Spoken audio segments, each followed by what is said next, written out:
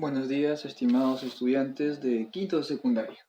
El día de hoy vamos a trabajar sobre el tema la corriente libertadora del norte. Muy bien, recordemos.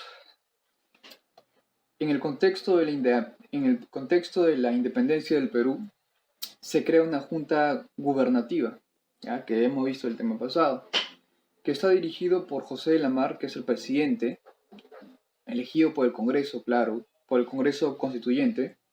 Tenemos a Felipe Antonio de Alvarado, a Manuel Salazar y Baquijano, ¿ya? Todos ellos actuaban de secretario y tenían autoridad y cierta función en el Perú. ¿Cuál era el objetivo de estos patriotas? Derrotar a los españoles, o sea, derrotar a los realistas. Es por ese motivo que se realizan diversas expediciones. Por ejemplo, se da la primera expedición a los puertos intermedios. El objetivo era de Lima pasar ya por la región andina y llegar al lugar donde se habían atrincherado los españoles o se habían refugiado. Pero esta expedición a los puertos intermedios fue negativa, ya que los patriotas fueron derrotados por los españoles. Es por eso que en el gobierno de Ribagüero, ¿ya? Ribagüero va a reemplazar a la Mar debido a la, como se dice, cruel derrota de los patriotas por los realistas. Consideraron que la Mar no había tomado la mejor opción, por lo tanto fue derrotado. Sufrimos una gran baja en los soldados patriotas. Por eso que Ribagüero va a tomar el mando.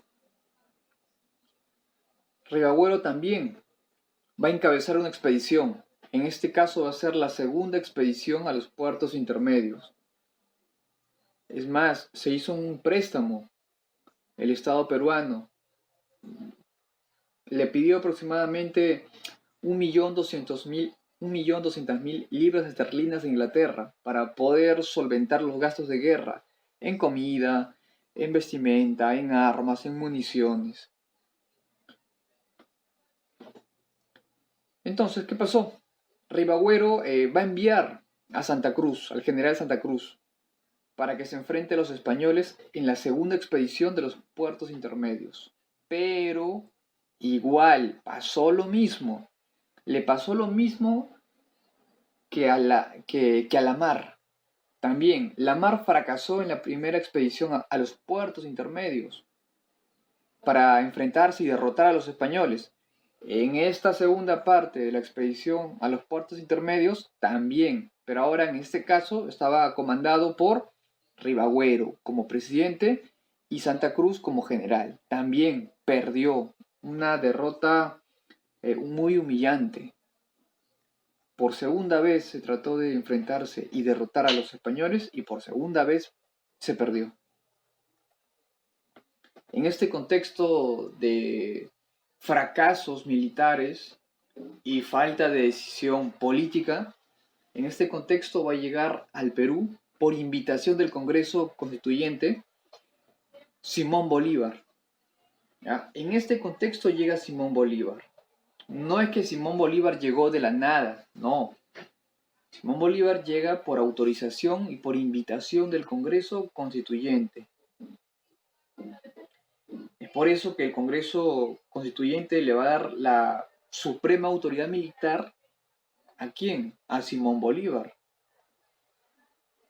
No olvidemos que Simón Bolívar, cuando llega al Perú, ya había liberado, ya había tenido algunas batallas y ya había salido victorioso. Por ejemplo, tuvo batallas muy importantes, por ejemplo, en Boyacá, en Colombia. En Carabobo, por ejemplo, la batalla en Carabobo, en Venezuela, y la batalla en Pichincha, Ecuador. En estas tres batallas, Simón Bolívar logra la independencia de Colombia, de Venezuela y de Ecuador. Así que Simón Bolívar tenía grandes logros militares y con este prestigio ganado fue invitado por el Congreso Constituyente del Perú para que venga al Perú y derrote a los españoles y ponga orden en el Perú. Esa era la idea. En el transcurso, esta idea inicial fue cambiando por diversos motivos que se va a explicar. Muy bien, nos hacemos las preguntas: ¿quién fue Simón Bolívar? ¿Qué países liberó Simón Bolívar? ¿Quién fue el primer presidente del Perú? ¿Cuál fue el proyecto político de Simón Bolívar? Preguntas que nos vamos a responder en el transcurso de la clase. Una frase de Simón Bolívar, muy interesante. Otra frase muy interesante de Bolívar. Muy bien. Lo que ya había explicado, la participación militar y la independencia de estos tres países por parte de Simón Bolívar. Muy bien, aquí comenzamos con la parte que ya había mencionado. Bolívar llega en calidad de invitado. El Congreso Constituyente le da el visto bueno, autoriza que venga Bolívar al Perú. En este entonces era presidente del Perú Torre Tagle, ¿ya? Pero el Congreso de la República le da el visto bueno. Va a llegar en el año de 1823 Simón Bolívar al Perú. El Congreso le dio el visto bueno y el Congreso le da la máxima autoridad, jefe supremo del ejército. Él se encargaba de la parte militar, de todas las fuerzas estaban bajo su mano. ¿Qué es lo que hace Bolívar? Primero, la primera misión de Bolívar era acabar con el poder de Ribagüero.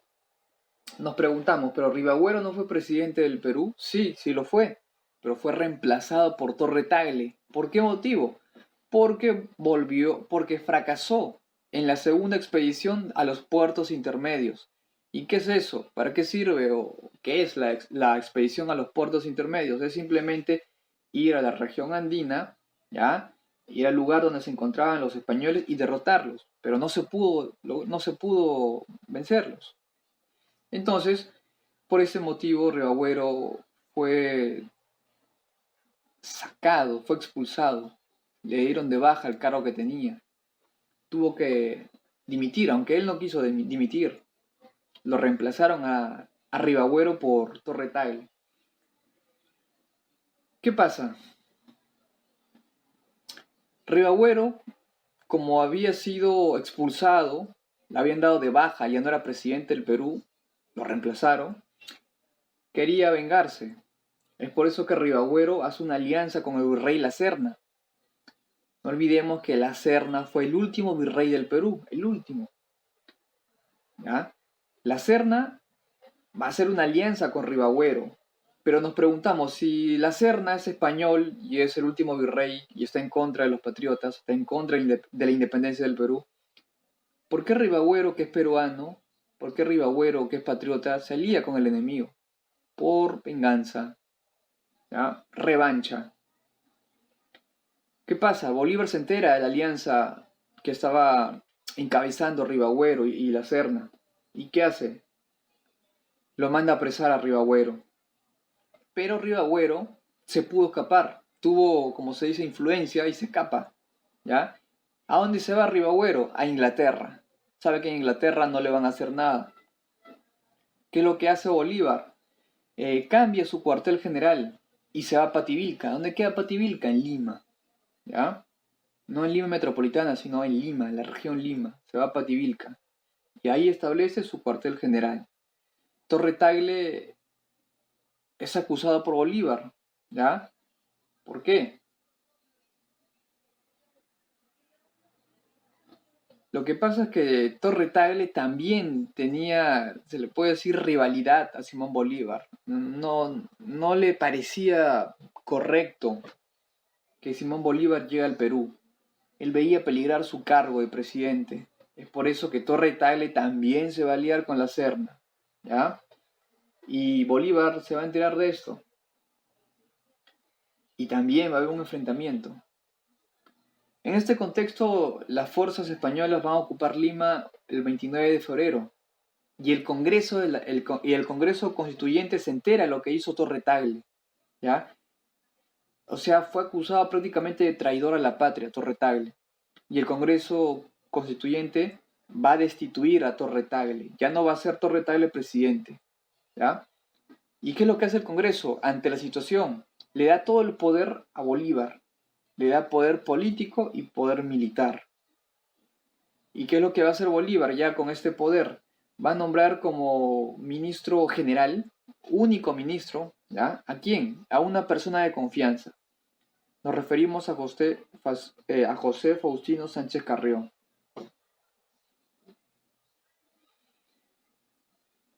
En este contexto, Bolívar va a armar un ejército de 12.000 hombres. Y como resultado se dan dos grandes batallas que prácticamente van a sellar la independencia del Perú. Recordemos, la batalla de Junín y luego la batalla de Ayacucho. Dos grandes batallas en las que se va a derrotar a los españoles. En la batalla de Junín van a haber dos bandos, los patriotas y los realistas. Por el bando patriota tenemos a la cabeza, líder de la batalla de Junín, a Simón Bolívar. Y por el bando español o realista tenemos a Canterac, que era un general español. Aproximadamente teníamos 7.900 soldados, 1.000 de caballería y 6 piezas de artillería, o sea, cañones. Lo más raro de la batalla de Junín es que no se utilizó ni los cañones ni las escopetas. Entonces, ¿qué pasó? Todo fue a punta de lanza, a punta de sable. Por eso a la batalla de Junín se le llama también la batalla sin humo. La batalla sin humo. No se utilizó pólvora, no se utilizó armas de fuego, todo fue a punta de sables y de lanzas. En un primer momento, la batalla de Junín no era favorable para los patriotas, ¿ya?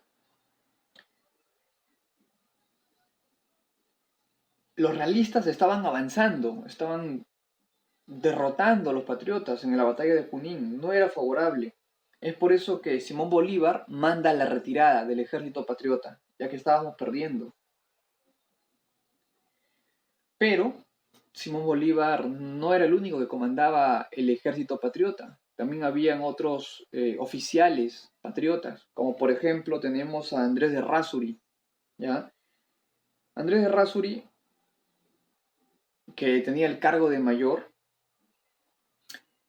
le da el visto bueno y permite que un batallón llamado los Húsares del Perú ingresen a la batalla de Junín, apoyando el ejército patriota que ya se encontraba luchando, ¿ya? Estos húsares de Junín estaban bajo el mando de Isidoro Suárez,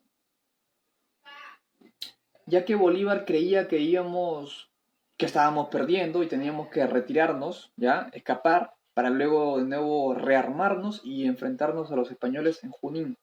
Pero gracias al visto bueno, gracias al apoyo de los húsares del Perú, se logró revertir la situación. Y lo que estábamos perdiendo, comenzamos a ganar de a poco. Canterac, que comenzó a perder, tuvo que escaparse, se tuvo que ir al Cusco, ¿ya? Y esta batalla de Junín lo ganó el ejército patriota.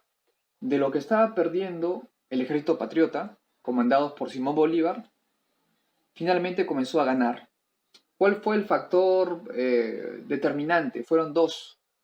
Fue el factor psicológico y fue el factor del apoyo militar de los húsares del Perú, ¿ya? Los húsares apoyaron a los patriotas y con este ejército aumentado se pudo revertir una futura derrota y los españoles fueron derrotados en Junín. Se ganó la batalla de Junín gracias al apoyo de los húsares del Perú que reforzaron al ejército patriota que ya estaba luchando en Junín. Luego de esto, el mismo año, más o menos 4 meses después de la batalla de Junín, se da la batalla final, la batalla de Ayacucho. ¿En qué lugar? En las pampas de la Quinua, en Ayacucho. Ahora, ¿quiénes van a encabezar los ejércitos realistas y los ejércitos patriotas, o el ejército patriota? Por el lado patriota tenemos a Antonio José de Sucre, o conocido como Sucre. Y por el lado realista o español tenemos a José de la Serna, exactamente. José de la Serna, que es el último virrey del Perú. En este caso, los ejércitos estaban comprendidos por 57.800 soldados, tanto de infantería como caballería, y 2 piezas de artillería, o sea, 2 cañones. Este va a ser el último enfrentamiento contra España en territorio, ¿ya? Así que esta batalla, la batalla de Ayacucho, era la batalla crucial para cerrar la independencia y liberarnos de los españoles. No fue sencillo, fue muy complicado. En esta batalla de Ayacucho participaron, aparte de Sucre, como líder máximo que dirigía el ejército, Marcelino Carreño. ¿Quién es él? Es el jefe de los montoneros. Los montoneros es un grupo de soldados de origen andino que van a ser preparados por los patriotas para enfrentarse también en la última batalla contra España.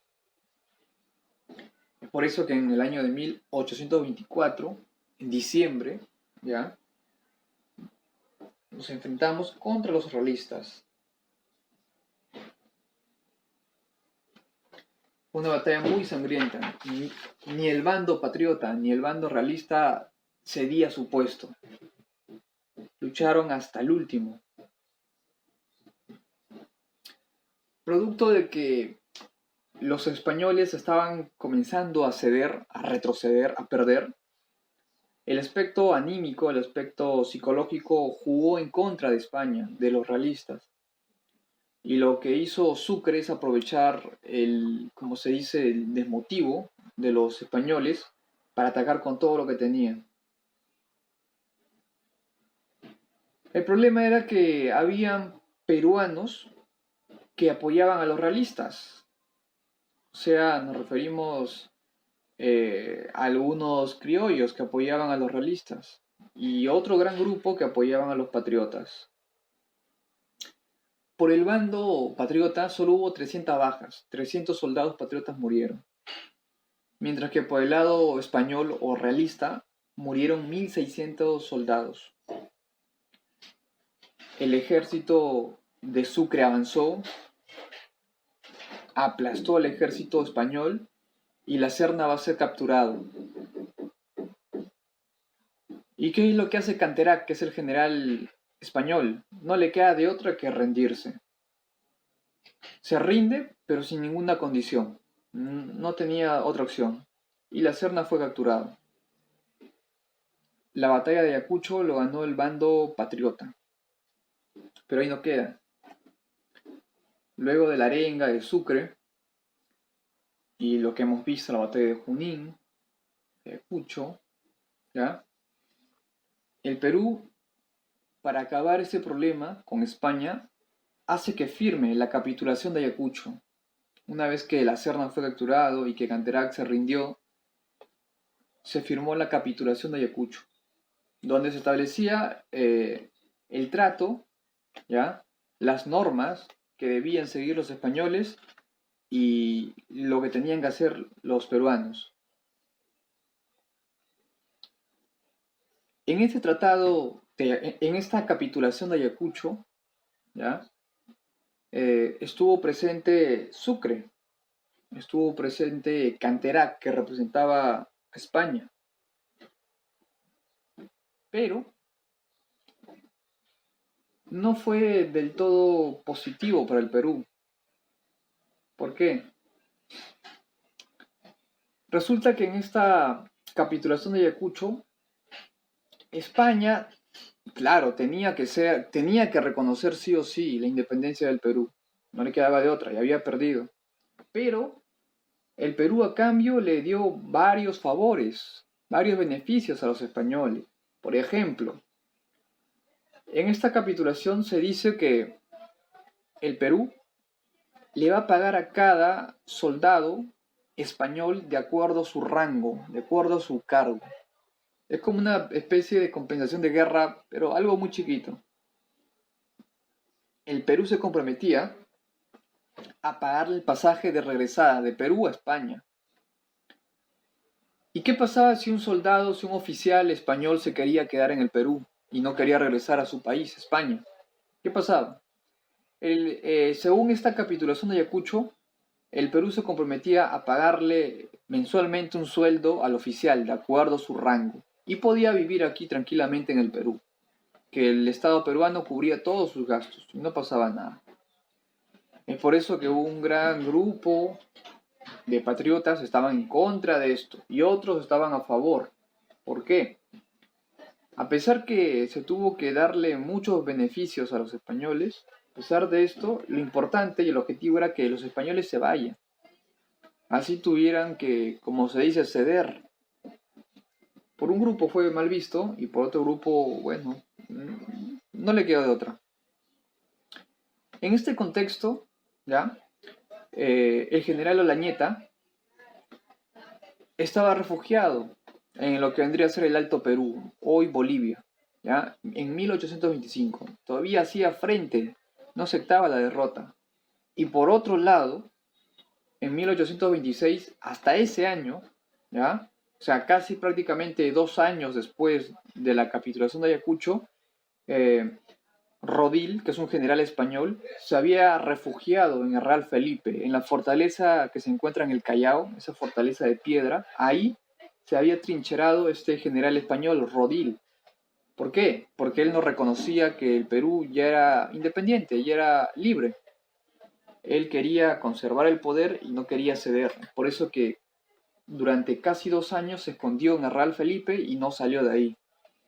Y la única forma que salió fue cuando se le acabó la comida, ya no había absolutamente nada que comer ni agua y por sed, por hambre tuvo que rendirse ante los patriotas. No olvidemos que el plan político de Bolívar era una república. Eso ya lo hemos visto en la clase pasada. Mientras que el plan de monarquía constitucional lo proponía don José de San Martín. Al final lo que se va a implantar, el sistema de gobierno que se implanta en el Perú es la república. En la república hay organismos democráticos que permiten a través de la elección o del voto elegir a una autoridad. Bueno, eso es en teoría. Y según ese modelo de gobierno llamado la república, Simón Bolívar se decide a implantar la república como nuevo sistema de gobierno. Aunque también hay un grupo que está en contra de la república, pero una gran mayoría acepta la república como sistema de gobierno en el Perú. En este contexto, Sucre se va al Alto Perú. Recuerden, el Alto Perú hoy es Bolivia, pero el Alto Perú era antes parte del virreinato del Perú, pero luego se pasó al virreinato del Río de la Plata. ¿Ya? Eso ya lo hemos visto, es simplemente recordar un poco. Sucre va al Alto Perú, se enfrenta a los españoles, ¿ya? No se olviden de Olañeta. Olañeta se había refugiado en el Alto Perú, no aceptaba la derrota, no aceptó la capitulación de Ayacucho, nunca aceptó la capitulación. Sucre va al Alto Perú, se enfrenta a este general español Olañeta y lo derrota. Lo derrota, pero no es una derrota directa. ¿Por qué? Cuando Sucre llega al Alto Perú y va a la zona donde le habían dicho que se había escondido Olañeta, se entera de que Olañeta está muerto, de que uno de los soldados de Olañeta lo mató, lo traicionó. ¿Qué es lo que hace Sucre entonces? Convoca un congreso en Chuquisaca. ¿Chuquisaca dónde queda? En Bolivia. Y el 6 de agosto de 1825, en el Alto Perú, ¿qué ocurre? Nace la República de Bolivia. O sea, Bolivia como país aparece. Antes de 1825, Bolivia no era considerado un país. No era considerado un país, simplemente era una región parte de un virreinato, en este caso el virreinato de Río de la Plata, pero antes el Alto Perú era parte del virreinato del Perú. Desde 1825 hasta ahora, Bolivia es una república y desde 1825 Bolivia es independiente. ¿Quién independizó Bolivia?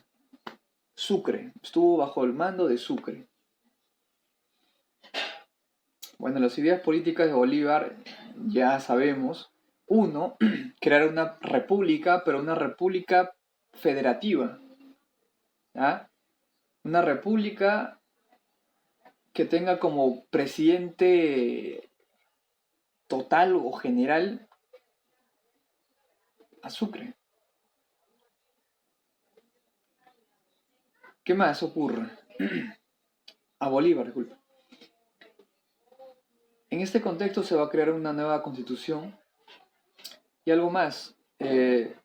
Esta constitución va a ser vitalicia. O sea, de por vida Bolívar va a gobernar estas, como se dice, estos territorios hasta su muerte. Pero se va a generar un gran rechazo por parte de la población, ya sea boliviana o por la población peruana, porque no van a aceptar que Simón Bolívar sea el presidente, como se dice, general o total de estos países independientes, porque van a ver en la figura de Bolívar a un dictador, por eso no lo aceptan. Bolívar, al igual que Don José de San Martín, veía que el panorama no era bueno, porque la población peruana y la población boliviana ya estaba comenzando a hablar cómo es posible que un extranjero, que es venezolano, nos gobierne. A nosotros nos debe gobernar un local, ya sea en el caso peruano un peruano y en el caso de Bolivia un boliviano. Y por eso comenzaban a haber disconformidades respecto a la función que cumplía Bolívar. Bolívar, igual que don José de San Martín, también cuando estableció el protectorado en el Perú, también comenzaron a hablar mal de él. ¿Cómo es posible que un argentino nos gobierne? Entonces Bolívar también estuvo presionado como San Martín. ¿Qué hizo Bolívar? Se va, decide renunciar y le da el poder, ¿ya?, a Andrés de Santa Cruz. Hubo un consejo de gobierno que va a tomar una decisión y va a elegir a Andrés de Santa Cruz. Y Bolívar se va. ¿A dónde va a regresar Bolívar? A Venezuela, su patria. Luego de esto, vamos a ver que Bolívar, bueno, antes de su renuncia, Bolívar tenía la idea de crear una federación de los Andes, en el cual la Gran Colombia, Perú y Bolivia sean parte, o sea, crear una gran confederación de países de origen andino para poder hacerle frente a alguna amenaza. ¿Cuál era la posible amenaza? Podría ser España más adelante. Una posible amenaza podría ser Estados Unidos, ¿ya? Otro podría ser México. Ese era el sueño de Simón Bolívar, crear una federación de los Andes y se mantenga en el tiempo. Pero no fue así, duró muy poco tiempo. Muy bien, esto sería todo, nos vemos en una siguiente clase.